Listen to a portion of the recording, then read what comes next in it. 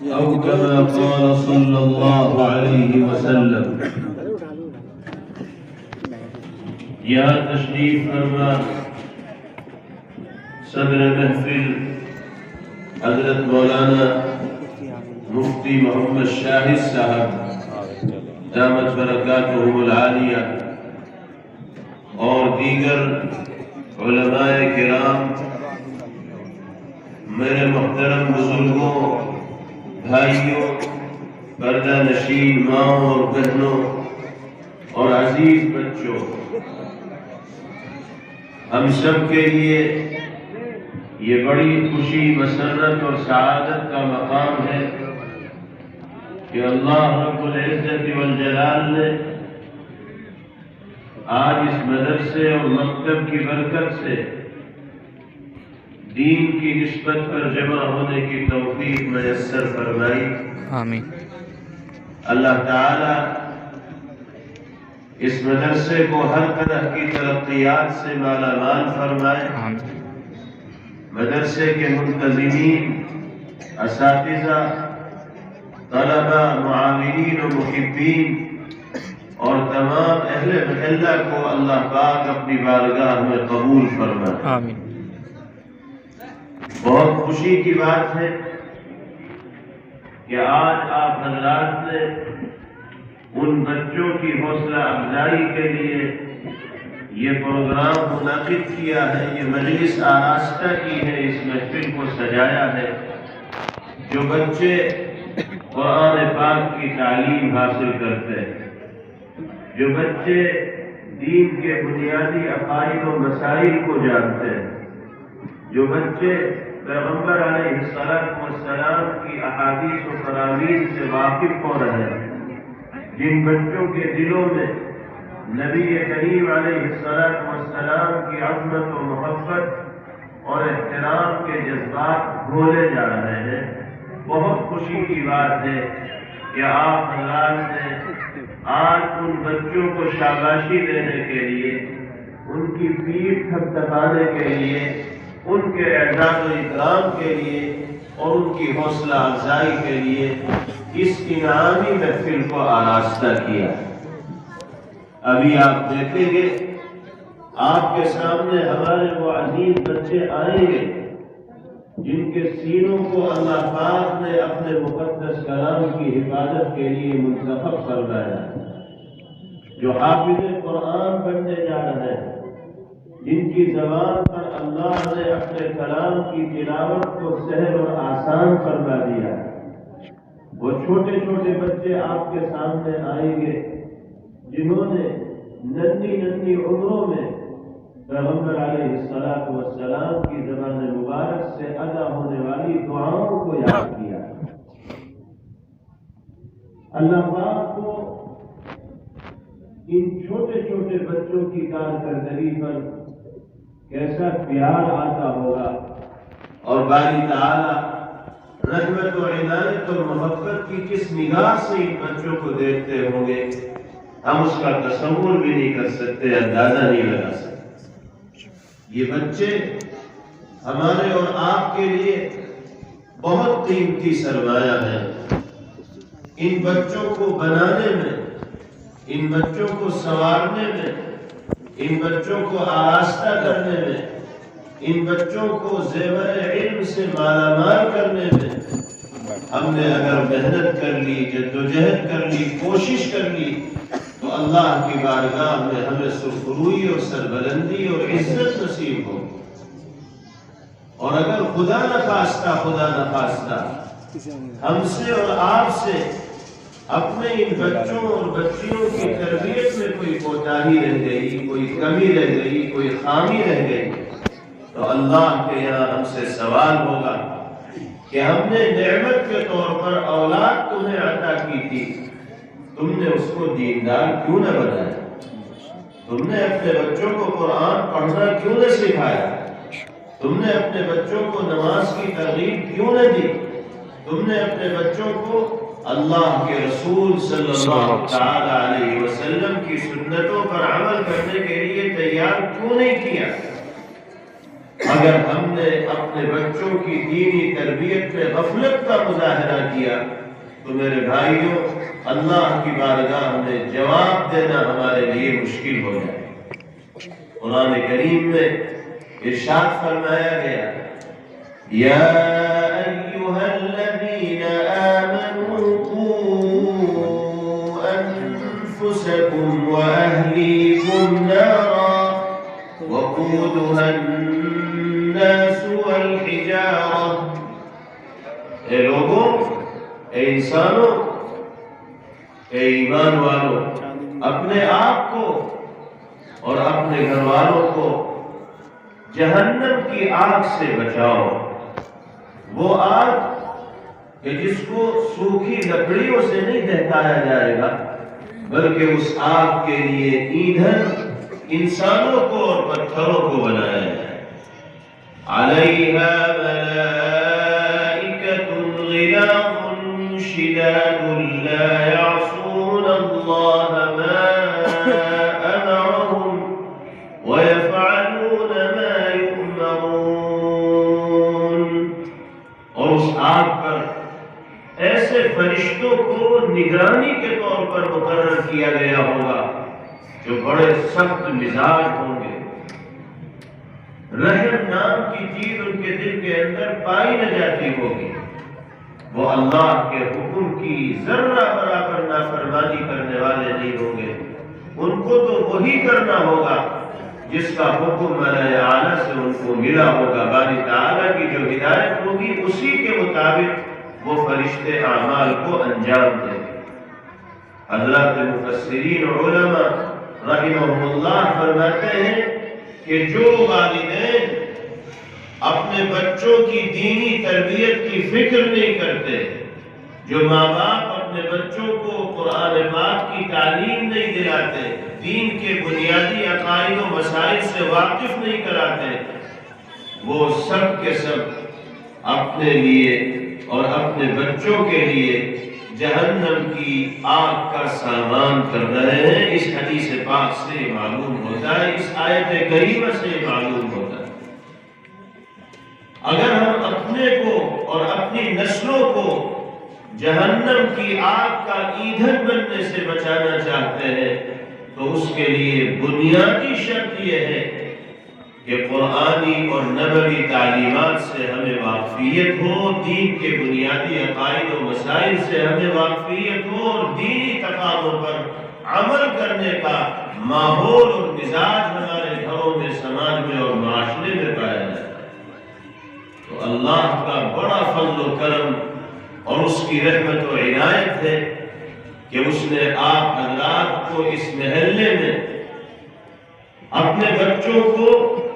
دینی تربیت کا موقع عنایت فرمایا ہے۔ آپ کے اس محلے میں مسجد بلال کے اندر ماشاءاللہ مکتب قائم ہے، اور وہاں بہت سلیقے کے ساتھ چھوٹے چھوٹے بچوں کو قرآن پاک کی تعلیم دی جاتی ہے اور دین کے بنیادی عقائد و مسائل سکھائے جاتے ہیں۔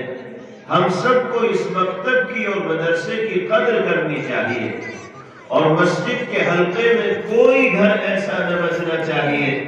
جس کے بچے اس مکتب و مدرسے سے مستفید نہ ہو رہے۔ یہی اس کی سب سے بڑی قدردانی۔ اللہ تعالیٰ ان بچوں کے علم میں اور ان کی عمر میں برکت عطا فرمائے، ان کو دنیاوی اور اخروی ہر طرح کی کامیابیوں سے ہمکنار فرمائے۔ اللہ پاک ان بچوں کو اپنے والدین کی آنکھوں کی ٹھنڈک بنائے، اپنے ماں باپ کا مطیع و فرما بردار بنائے، ان کا نام روشن کرنے والا اور خاندان کے لیے عزت و رفعت کا سامان کرنے والا اللہ ان بچوں کو بنائے۔ ہر طرح کے فتنوں سے اور آزمائشوں سے اور امتحانات سے اللہ پاک ان بچوں کی حفاظت فرمائے۔ میرے بھائیوں اور بزرگوں، آج کا جو ماحول ہے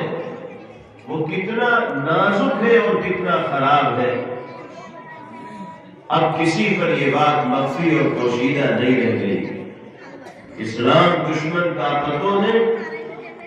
اپنی تمام تر توانائیوں کو جھونک دیا ہے مسلمانوں کو اسلامی اور ایمانی ڈگر سے ہٹانے کے لیے،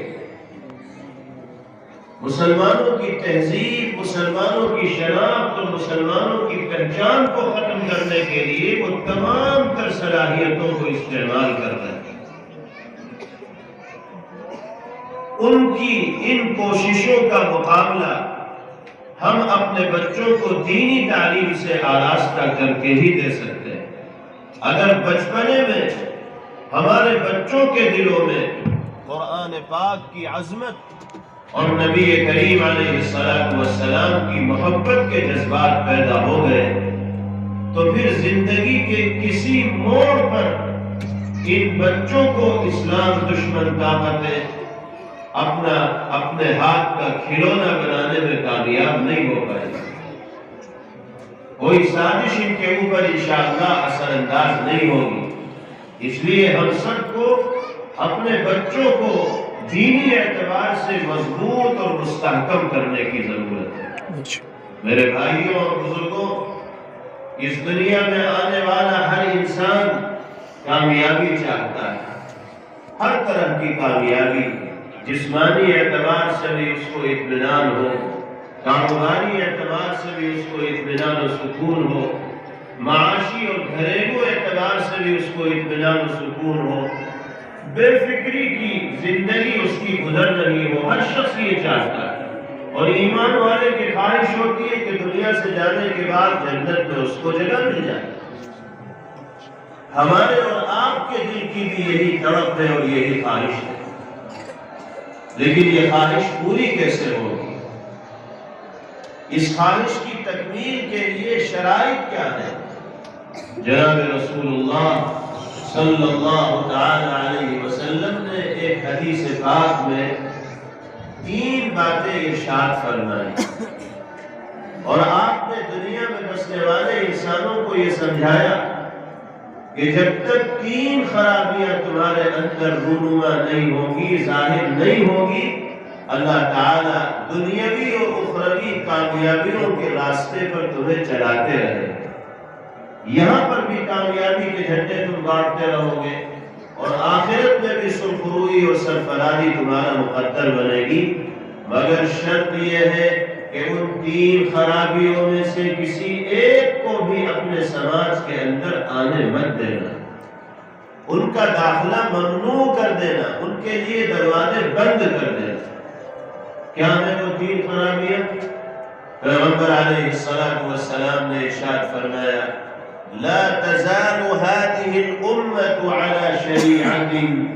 ما لم يظهر فيه الثلاث۔ یہ امت، اس امت کے افراد، اس امت کے مرد عورت، اس امت کے بڑے بوڑھے جوان بچے بچیاں، سب کے سب کامیابی کے راستے پر چلتے رہیں گے، کامرانی کی راہ پر چلتے رہیں گے، جب تک 3 خرابیاں ان کے اندر رونما نہیں ہیں۔ نمبر 1، ما لم يقبض عنهم العلم۔ جب تک امت کے افراد میں علمی مشغلہ رہے گا، قرآنی تعلیم عام رہے گی، دین کے بنیادی عقائد و مسائل سے واقف ہونے کے سلسلے میں امت کے افراد دلچسپی کا مظاہرہ کرتے رہیں گے، علم کا چراغ روشن رہے گا، مسجد مسجد، قریہ قریہ، گاؤں گاؤں، محلہ محلہ، بستی بستی، مکتب، مدارس اور اہل علم کے قافلے زندہ رہیں گے، دنیا کی کوئی طاقت امت مسلمہ کو کامیابی کے راستے سے نہیں ہٹا سکتی۔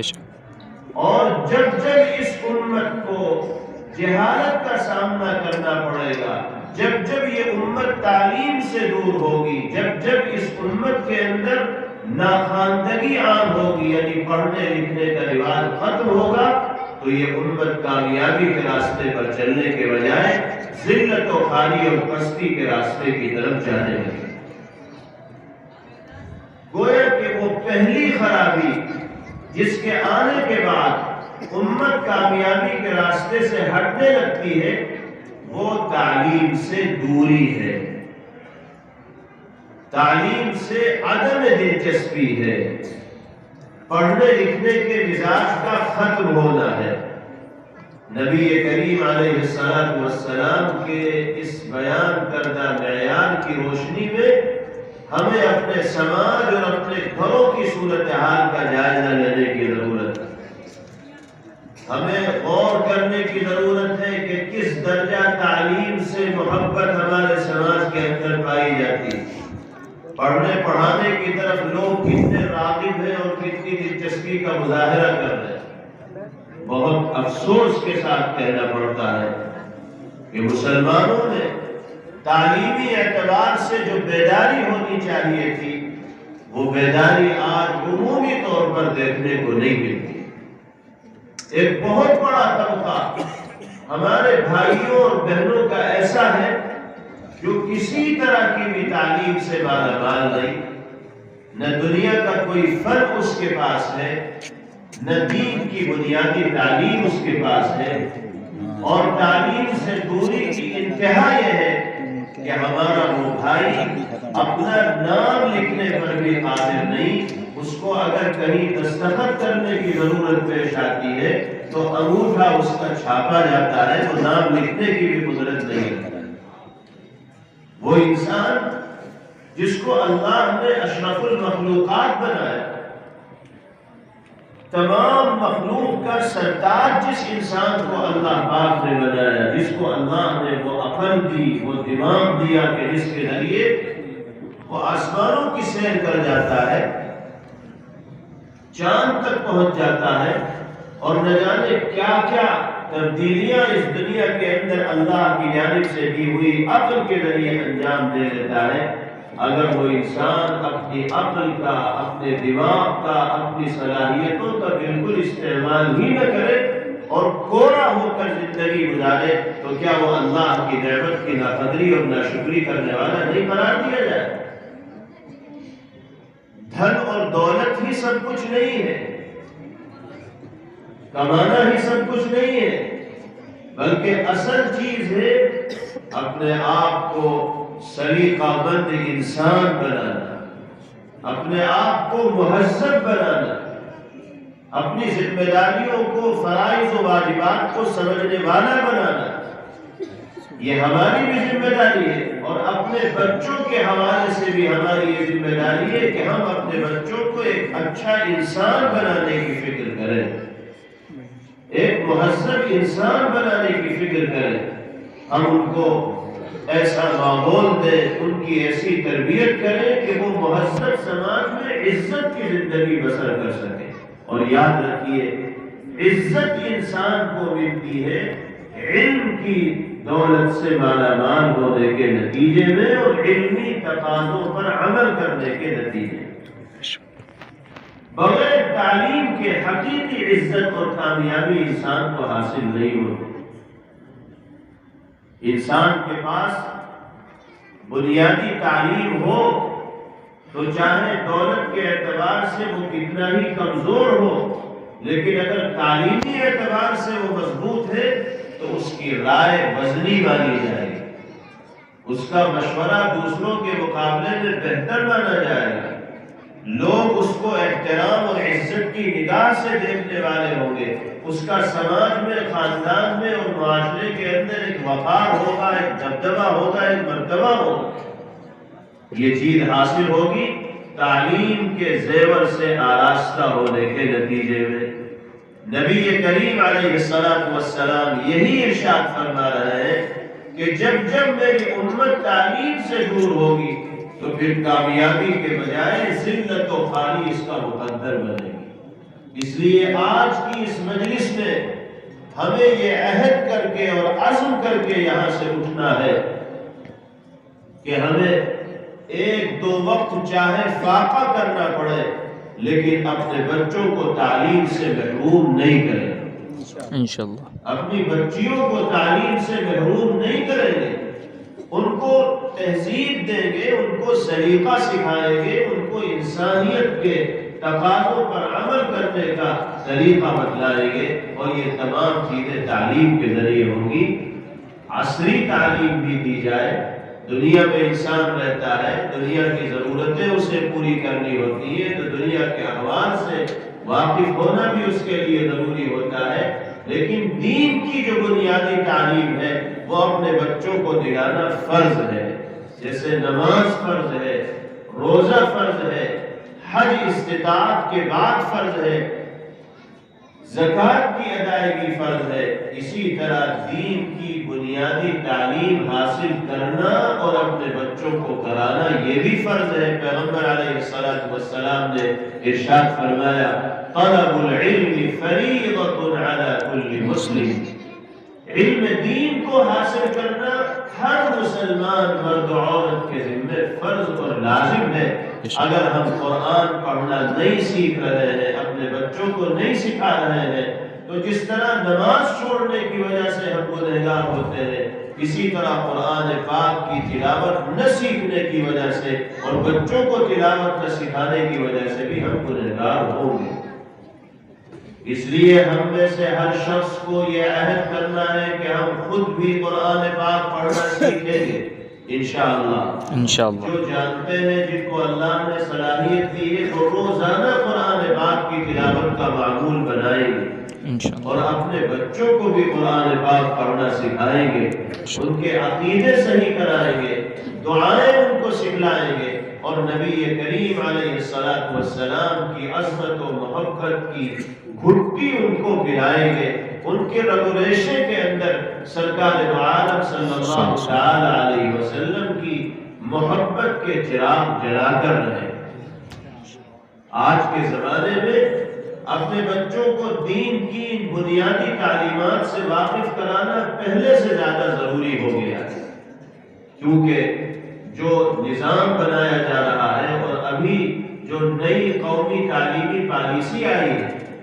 جو سارے اسکولوں کے اندر نافذ کی جا رہی ہے، اس تعلیمی پالیسی کے ذریعے ایسا کلچر اسکولوں میں عام کر دیا جائے گا، ایسی چیزیں لازمی ہو جائیں گی کہ جس کے نتیجے میں اس ماحول میں تعلیم حاصل کرنے والا بچہ ذہنی اعتبار سے کسی اور کا غلام بن چکا ہو، وہ اپنی تہذیب اور کلچر اور شناخت کو بھول جائے گا اور دوسروں کی شناخت اور پہچان کو اپنانے والا بنے گا، اور بچپنے کی عمر کچی عمر ہوتی ہے، اس عمر میں بچے کو جو سمجھا دیا جاتا ہے بڑھاپے تک وہ چیز اس کے دماغ میں بیٹھی رہتی ہے، پھر ہٹائے نہیں ہٹتی۔ شروع ہی میں جب بچوں کو اس تہذیب سے جو اسلام سے دور ہے، ایمان سے دور ہے، آشنا کرا دیا جائے گا، تو بڑا ہو کر وہ بچہ پھر ہمارے ہاتھ میں نہیں رہے گا، پھر وہ کسی دوسرے ہاتھ کا کھلونا بن کر اس دنیا میں زندگی گزارے گا۔ ہمیں اگر اس تہذیب کا اور ان اثرات کا توڑ کرنا ہے تو اپنے گھر میں بچوں کو ایسا ماحول دینا ہوگا کہ وہ دینی اعتبار سے اتنے پختہ اور عقیدے کے اعتبار سے اتنے مضبوط ہو جائیں کہ پھر اسلام دشمن طاقتوں کا حملہ ان پر اثر انداز نہ ہو، اور وہ اپنے ایمان اور عقیدے کو بچانے میں کامیاب ہو جائے۔ اس لیے جو بچے ہمارے اسکولوں میں تعلیم حاصل کرتے بھی ہیں، ان کے لیے بھی کم سے کم 1 گھنٹہ مکتب کی تعلیم کا لازمی طور پر انتظام ہونا چاہیے۔ اس کے لیے ہر ممکن طریقہ اختیار کرنا چاہیے، فکر کرنی چاہیے، اور بچوں کی دینی تعلیم کا معقول بندوبست یقینی طور پر ہونا چاہیے، ورنہ یاد رکھیے نسلیں ہمیں معاف نہیں کریں گی۔ اللہ کی بارگاہ میں اگر ہم سے سوال ہوگا تو جواب دینا مشکل ہو جائے گا۔ اللہ تعالی ہم سب کو علم کے زیور سے آراستہ ہونے کی اور اپنے بچوں کو تعلیم کی دولت سے مالا مال کرنے کی توفیق عطا فرمائے۔ یہ تو پہلی چیز تھی۔ دوسری چیز نبی کریم علیہ السلام نے ارشاد فرمائی وَيَظْهَرُ فِيهِمْ وَلَدُ الْخُبُثِ، یہ امت اس وقت تک کامیابی کے راستے پر چلتی رہے گی جب تک اس امت میں ناجائز اولاد کا عموم نہیں ہوگا۔ اگر ناجائز اولاد انسانی سماج کے اندر دکھائی دینے لگے گی تو سمجھ لینا کہ اب الٹی گنتی شروع ہو گئی، اب کامیابی کے بجائے ذلت و خواری اور پستی کی طرف قوم جانے لگی۔ اور یاد رکھیے، ناجائز اولاد کا وجود ہوتا ہے ناجائز رشتوں کے نتیجے میں۔ جب لڑکوں اور لڑکیوں کے درمیان ناجائز رشتے قائم ہوتے ہیں تو ناجائز اولاد وجود میں آتی ہے۔ آج تو دنیا کا یہ بھی فیشن بن گیا ہے، نکاح مشکل ہو گیا اور ناجائز رشتے قائم کرنا آسان ہو گیا۔ اب تو فیشن ہے، ریلیشن شپ اس کو نام دیا گیا ہے، باقاعدہ تعلقات ہوتے ہیں، رابطے ہوتے ہیں اجنبی لڑکوں اور لڑکیوں کے درمیان، اور اس کو ترقی کا باعث سمجھا جاتا ہے۔ ان غیر شرعی رابطوں کے نتیجے میں جو اولاد وجود میں آئے گی وہ اللہ کے غضب اور غصے کو دعوت دینے کا باعث اور ذریعہ بنے۔ آپ نے فرمایا جب اس طرح کی چیزیں عام ہوگی تو امت کامیابی کے راستے سے ہٹ جائے گی۔ ناجائز اولاد کا وجود ہوگا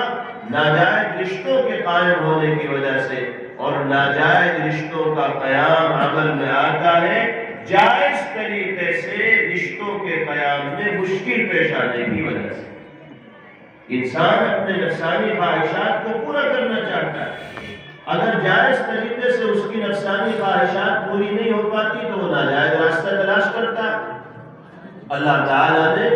جائز طریقے سے خواہشات نفسانی کی تکمیل کے لیے نکاح کا پاکیزہ رشتہ عطا فرمایا ہے کہ اس رشتے کے ذریعے مرد و عورت کے درمیان اختلاط ہو، دونوں کے درمیان رابطہ ہو، اس رشتے کے نتیجے میں اولاد صالحہ کا اور ایمان والی نسلوں کا وجود ہوگا۔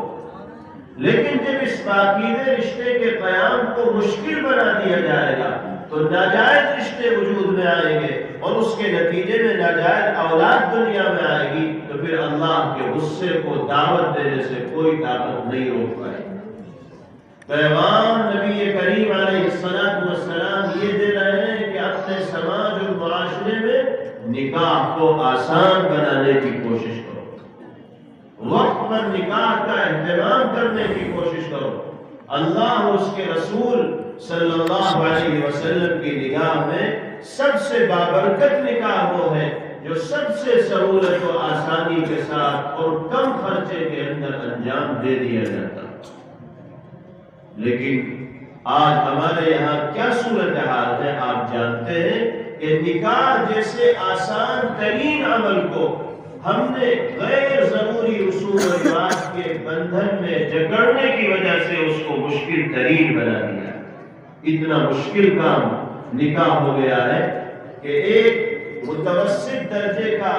بھائی جب اپنی بچیوں کے نکاح کے بارے میں سوچ لیتا ہے تو اس کی راتوں کی نیندیں ہو جاتی ہے، اس لیے کہ وہ برادری کا رواج دیکھتا ہے، شہر کا ماحول دیکھتا ہے کہ اس کو بچی کو ودا کرنے کے لیے کیا کیا کرنا ہوگا اور کتنے پیسے بہانے ہوں گے اور کتنی چیزوں کو داؤ پر لگانا ہوگا۔ افسوس کی بات یہ ہے کہ باقاعدہ رشتہ پکا کرنے کے وقت دھاؤ تاؤ ہوتے، ایسا ہوتا ہے جیسے لین دین ہو رہا ہے، خریداری ہو رہی ہے، بے غیرتی اور بے شرمی کی انتہا ہے کہ لڑکے والوں کی طرف سے جہیز کے مطالبات ہوتے ہیں، فہرست بنا کر دی جاتی ہے، کہیں دبے لفظوں میں کہا جاتا ہے، کہیں کھلے لفظوں میں کہا جاتا ہے۔ مرضی کے مطابق جب مال لے کر لڑکی آتی ہے تو سسرال والے مطمئن ہوتے ہیں، اور توقع اور امید کے خلاف اگر وہ کوئی چیز لے کر آتی ہے تو اس کو ستانا شروع کر دیا جاتا ہے، پھر لڑکی کو ٹارچر کیا جاتا ہے، اس کو ذہنی اذیت پہنچائی جاتی ہے، اس کو تانے دیے جاتے ہیں، اس کے ماں باپ کو برا بھلا کہا جاتا ہے، کوسا جاتا ہے، اس لڑکی کی زندگی سسرال میں اجیرت بنا دی جاتی ہے، اس کا جینا حرام کر دیا جاتا ہے۔ یاد رکھیے یہ سراسر ناجائز عمل ہے۔ لڑکے والوں کو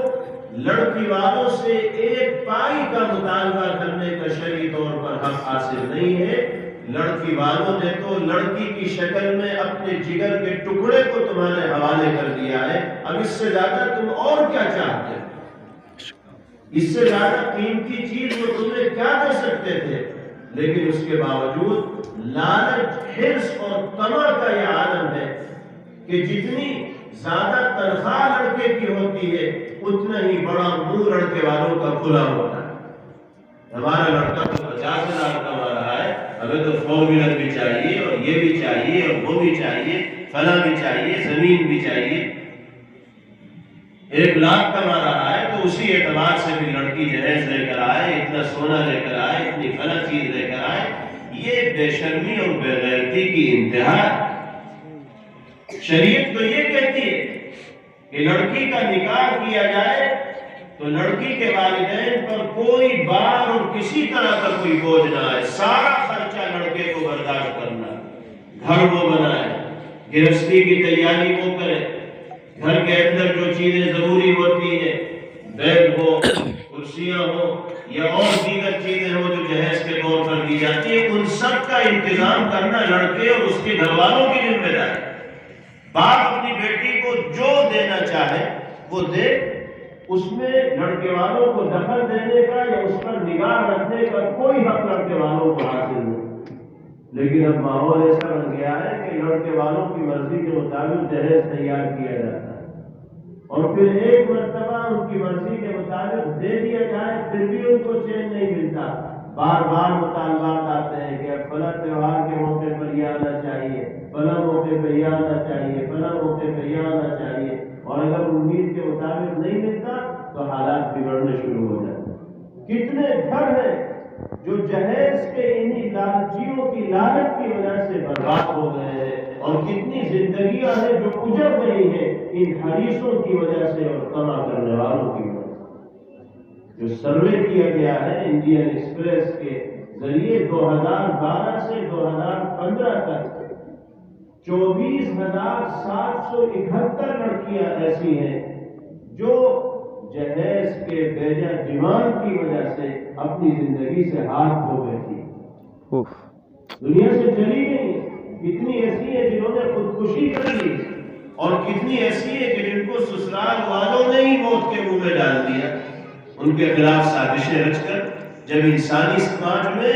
یہ حیوانیت اور درندگی ہوگی تو پھر اللہ کی رحمت کا مستحق وہ سماج کیسے بنتا ہے؟ ہمیں پورے سماج کو سدھارنے کی ضرورت ہے۔ ابھی احمد آباد میں جو واقعہ پیش آیا ہے اور ایک لڑکی نے ندی میں کود کر اپنی جان دے دی، اس کے پیچھے جو واقعات ہیں اور جس انداز میں اس کو ٹارچر کیا جا رہا ہے، اس کو ذہنی اذیت دی جا رہی ہے، یہ الگ بات ہے کہ خودکشی کسی مسئلے کا کوئی حل نہیں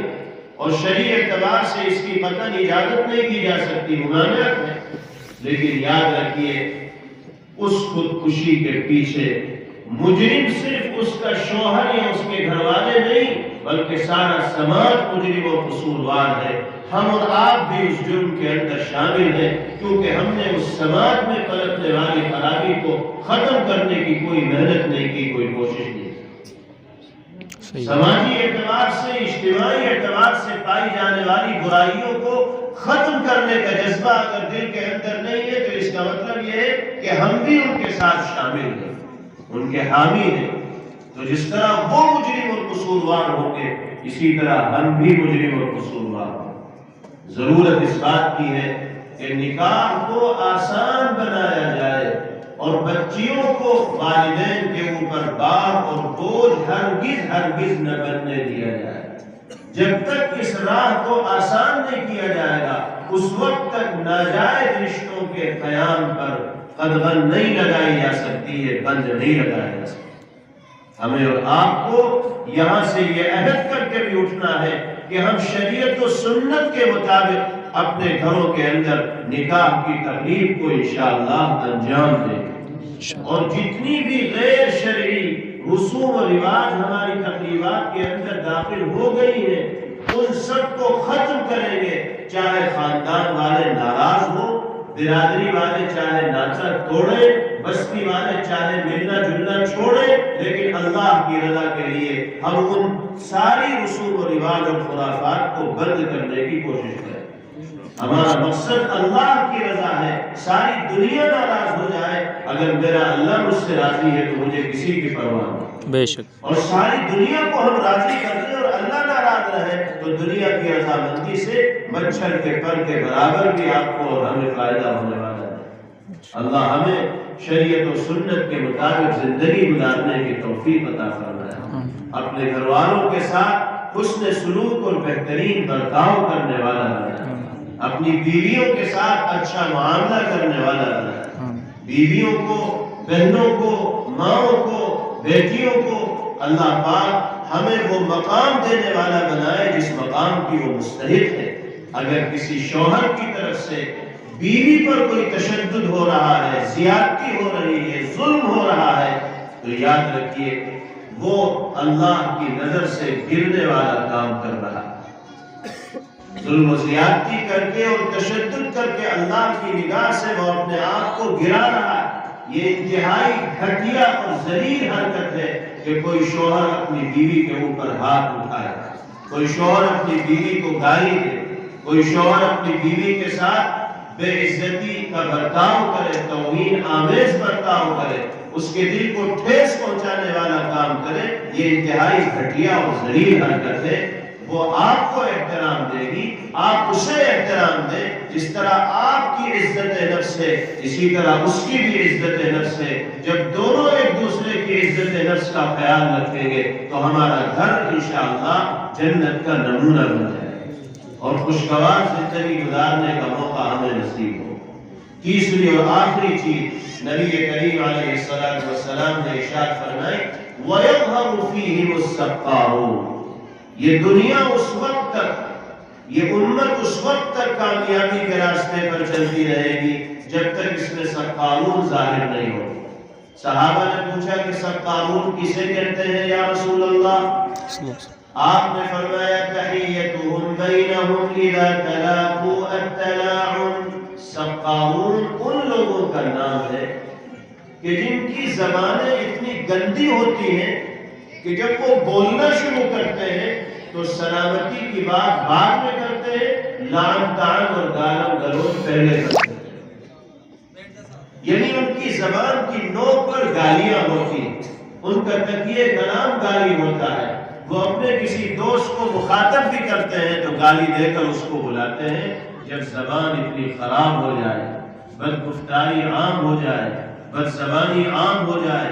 گالم گلوچ عام ہو جائے، جھوٹ، غیبت اور چغلی عام ہو جائے اور زبان کا غلط استعمال عمومی طور پر دنیا میں بسنے والا انسان کرنے لگے تو پھر اللہ کی رحمت سے انسانوں کا وہ سماج محروم ہوتا ہے اور اللہ کے غضب اور غصے کا مستحق بنتا چلا جاتا ہے۔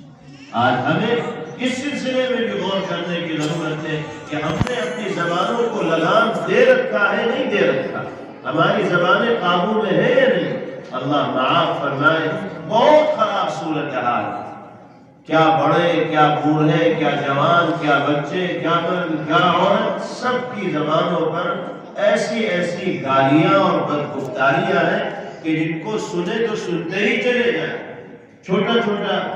چھوٹے بچے کی زبان پر وہ گالیاں آتی ہیں کہ جن کو ایک باضمیر اور باغیرت انسان سننا گوارا نہیں کر سکتا۔ بچوں کا کیا قصور ہے؟ وہ بڑوں سے جیسی باتیں سنتے ہیں اسی کو کیچ کرتے ہیں، جذب کرتے ہیں اور اسی کی نقل اتارتے ہیں۔ اگر ہم اپنی زبانوں کو، اپنے گھر کے ماحول کو پاک صاف اور درست رکھیں گے تو بچوں کی زندگی پر بھی وہی نقوش مرتب ہوں گے۔ اللہ پاک ہم سب کو اپنی زبانوں کی حفاظت کرنے کی توفیق نصیب فرمائے اور کامیابی کے راستے پر اللہ ہمارے لیے عمل کرنا آسان فرمائے۔ آج کی ہماری اس نشست کو اور اس مبارک محفل و مجلس کو اللہ اپنی بارگاہ میں قبول فرمائے۔ آپ حضرات بہت مبارکبادی کے مستحق ہیں۔ اس مجلس کا انعقاد کرنے والے ہمارے احباب، امام صاحب اور دیگر ذمہ داران،